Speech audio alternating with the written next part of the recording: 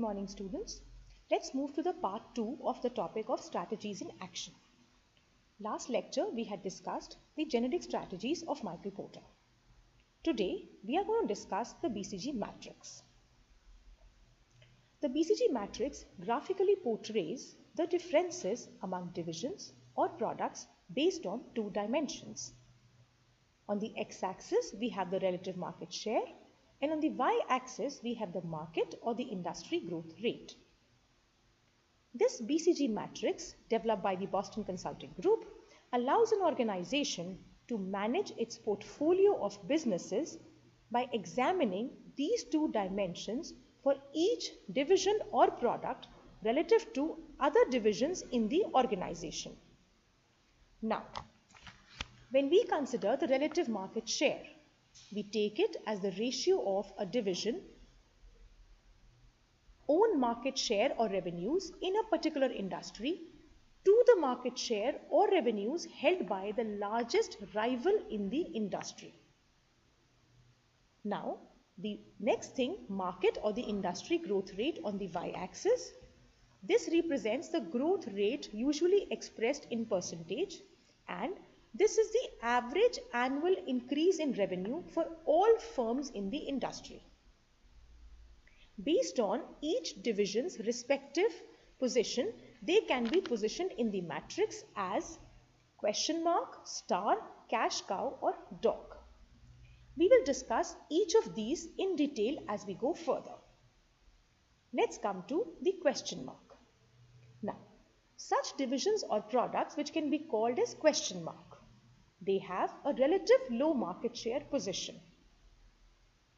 Yet, these products or divisions are competing in a high growth industry. The cash needs of such products or divisions are very high and their cash generation is low. For example, the Android tablet introduced by the Philips company. For these question marks, the firm has to decide, should we strengthen the position of this question mark by following an intensive strategy or to sell it off? The various intensive strategies that are followed for question mark by firms are market penetration or market development. We will discuss the penetration and development now. In market penetration, a company seeks to enhance the market share of the present product or services in the market through greater marketing efforts. Whether they end up giving some price discounts, they enhance their distribution network, they put more focus on promotion, push the retailers to sell the product to the consumers, or make it more aware to the consumers and give them various offers to motivate them to buy. The idea is to penetrate the market, get to reach as many customers as possible and sell the product to as many people as we can. The second kind of intensive strategy is market development. Now, in this strategy, the same product, the question mark as we have called it, is introduced into new geographic areas. Whatever products or services the company has introduced which are question marks, they are moved to new geographic areas. So let's say if a company, Philips, is selling the tablets only in the metro cities, it will try to move to maybe the next tier 2 cities which have a little lesser socio-economic profile, but they would like to be buyers for this tablet. The third strategy is product development. When the question marks are promising for the firm, when they have a belief that these question marks can rise to become better like stars, then the company undertakes a product development process in which the company tries to enhance sales by introducing improved versions or modified versions of the present products or services.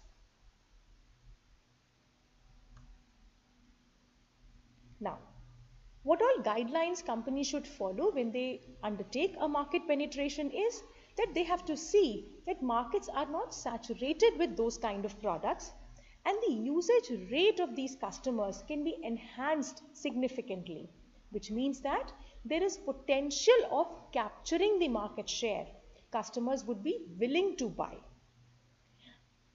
The various competitors that are present in the market share of their competitors have to be seen. Are the total industry sales enhancing? If so, only then penetration is advisable. Moreover, the enhanced economies of scale should be able to provide advantages to the firm. When company wants to use market development as a strategy, the company has to see that the channels of distribution are available, they are reliable, they are reasonable in cost and good quality. The organization has to be very careful because it is necessary to be successful in whatever you do. Again, unsaturated markets have to exist. The needed capital and human resources needed to expand operations must be present with the firm.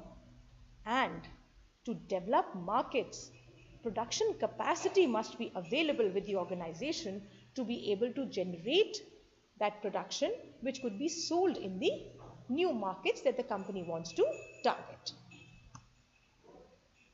Product development.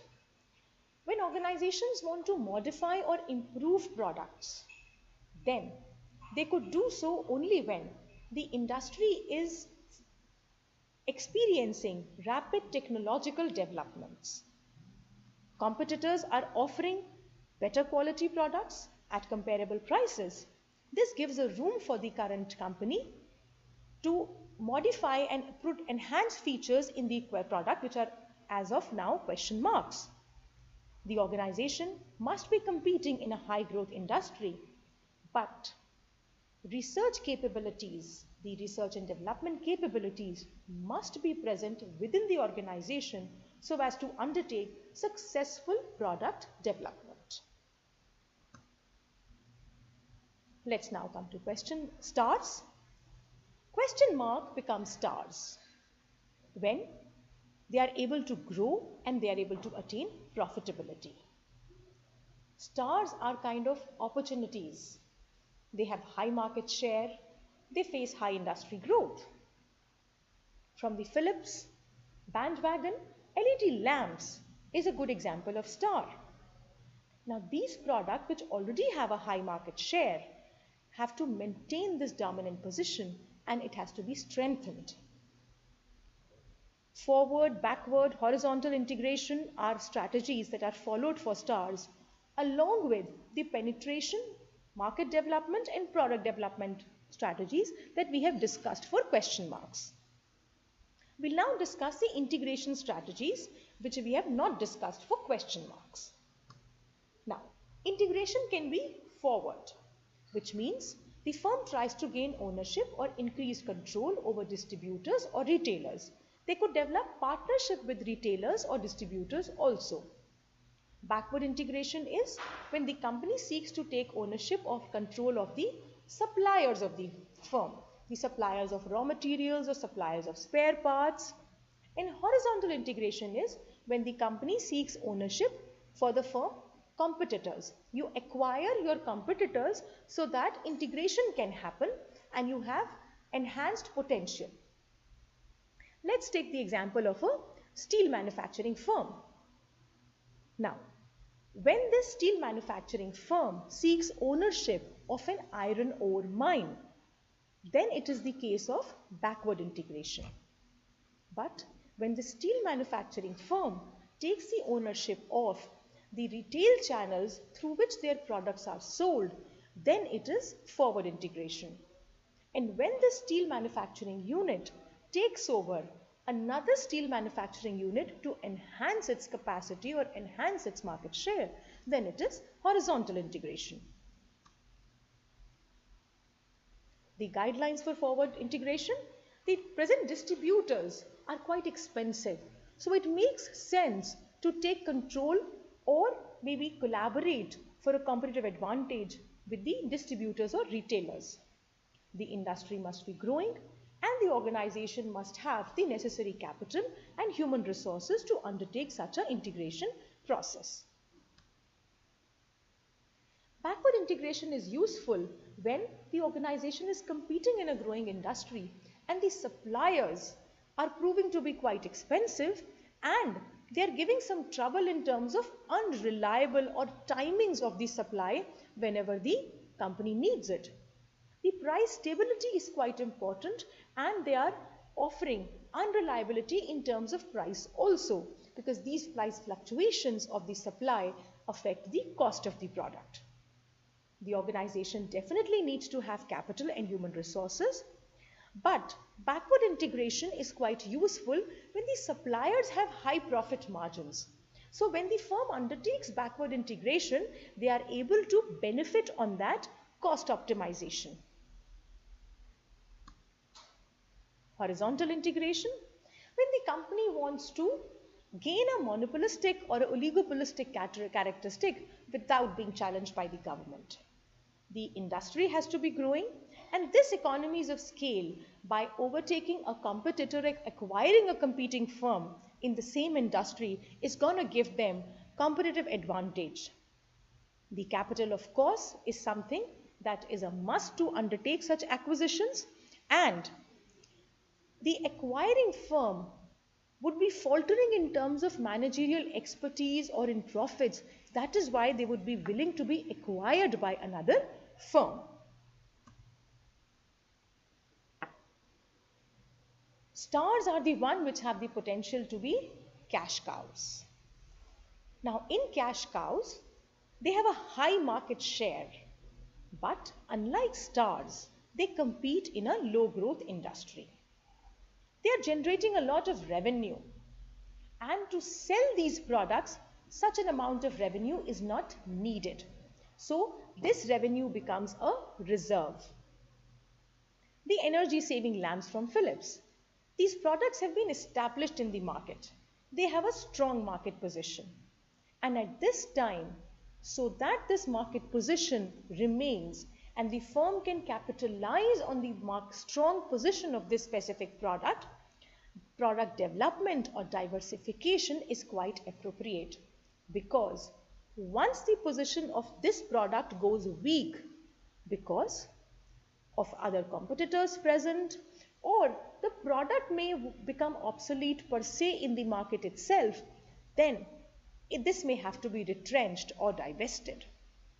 So this is the time when these products are doing very well, generating a lot of revenues, generating a lot of profits, that the profits and revenues of this can be utilized for product development or diversification.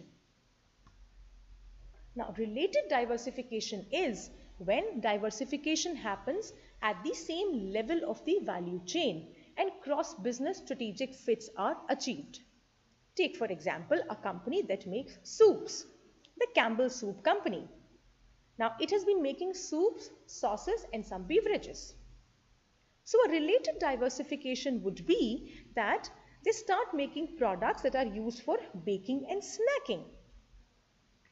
These products could be sold to the same distribution channels with which the company is already familiar, and they are in the same categories of products. But when it comes to unrelated diversification, the value chains of this diversification are very dissimilar. So, valuable cross-business relationships would not exist here. Let's take the example of Tata Group. They have been making steel. When Tata's group entered into making agricultural produce under the brand name the Tata Sampann range of pulses and spices, that diversification was quite unrelated, because the value chains for steel are very different than the value chains for the agricultural produce. Now, how do we create these synergies of related diversification? When we do a related diversification, technological know-how and other capabilities can be transferred from one business to the other. Related activities can be combined and single operations can be used to achieve lower cost. And even that established brand name can be capitalized upon. But when we undertake unrelated diversification, then quite an amount of capital and managerial talent is needed to succeed in that new industry. The organization needs to put in quite a bit of investment to undertake the establishment of an unrelated business or to purchase such a business. The organization also looks at unrelated diversification when, for the current product or services that the organization is selling, the existing markets seem to get saturated. So something with the current available expertise or enhancement of expertise is advisable to be able to enhance profits overall of the firm. It's something like not to put all your eggs in one basket. So unrelated diversification kind of makes sense when the organization has that kind of a strength and expertise available, or it can be developed. Now, the last in this category of BCG matrix are dogs. Low market share, they compete in industry which is showing a slow or a no market growth rate. The plasma televisions from Philips. No one wants to buy them anymore. Very weak position, both internally and externally. The market doesn't want it. For the company, it makes no sense to produce any more of such products. So just do away by selling whatever is remaining from whatever has to be sold. A retrenchment is best at first. Otherwise, liquidation has to be resorted to. Now, both retrenchment, divestment, and liquidation are defensive strategies. Retrenchment happens when costs and assets can be reduced so that sales and profits which are declining can be taken care of. Some regrouping of this cost and assets can be done. Sometimes products have been retrenched, improvised, and have made a comeback. Divestment or divestiture. This is when you sell off a specific division or a part of that division. Take, for example, Savlon. Now, Savlon has been always doing as a good product in the market. However, when the company felt that we cannot manage it anymore, Savlon was sold to the ITC company, and now ITC sells it under its brand name, same Savlon, but it's a product of ITC company. When firms undertake selling a division or a part of their firm, they use it to raise their capital and use this capital for further strategic acquisitions or investment which they may want to do for their products or services. Liquidation is selling the entire company's assets in parts for their tangible worth. Take the case of the Bhushan Steel Mills, a steel mill located on the outskirts of Delhi in Ghaziabad. Now, this steel mill underwent liquidation and was sold off to the Tata Steel Company. Now, when companies do retrenchment to reorganize and regroup cost and assets, such kind of a strategy is quite often called a turnaround or a reorganizational strategy. And this is undertaken to enhance the basic distinctive competence of a product. If you all remember, we did the Levi's case in the class where we discussed that Levi's had seen a very high profit of 7 billion at a point of time. And consecutively for 10 years, they had seen a profit not more than an average of 4.1 billion. And then Chip Bergh was brought in somewhere in 2011. He had served in Procter & Gamble for a long time, and he was brought in to revive and create a turnaround for Levi's.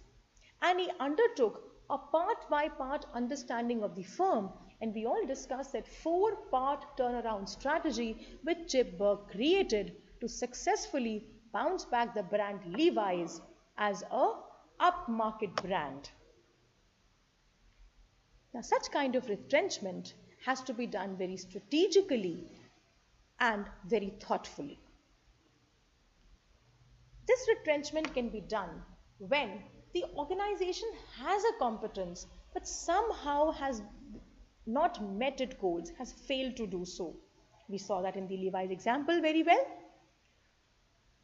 Some of the weaker competitors are present. Organizations are having Inefficiency, low productivity of the employees, poor morale, low profitability. Again, in the Levi's example, we saw when Chip Bergh asked his employees, how many of you feel the company is doing well? 3/4 of them felt they are doing well. However, the company's balance sheet was not showing so. It also works when opportunities available have not been capitalized by the firm and the threats have not been worked upon. Organization probably has ended up growing so large that a very major internal overhauling and reorganization is needed. Divestment works very well when retrenchment does not produce any improvements. The division needs more resources to be competitive and the company cannot provide it. When a specific division is doing very poor in terms of other divisions, or the division is becoming a misfit. Alternatively, a large amount of cash is needed very quickly, so divesting a poor performing unit is quite advisable or sensible. Liquidation is a very emotionally difficult strategy to be followed by any firm. To sell off the entire company's asset and its tangible worth is really not an easy task for the firm. It's undertaken as an extreme strategy. Liquidation is undertaken when, except liquidation, the only other alternative would be to declare bankruptcy. The best that the firm can do to minimize losses by the stakeholder is selling the entire organization to someone else. At this point of time, probably, retrenchment, divestment has been tried by the organization, but nothing has been successful. So, the BCG matrix, which shows the 4 different types of products in terms of question mark, star, cash cow, and dogs, has been visited here. Various strategies for each of this has been discussed. And I hope to see you all back for the 3rd session where we would see the other strategies which a firm can adopt. Thank you.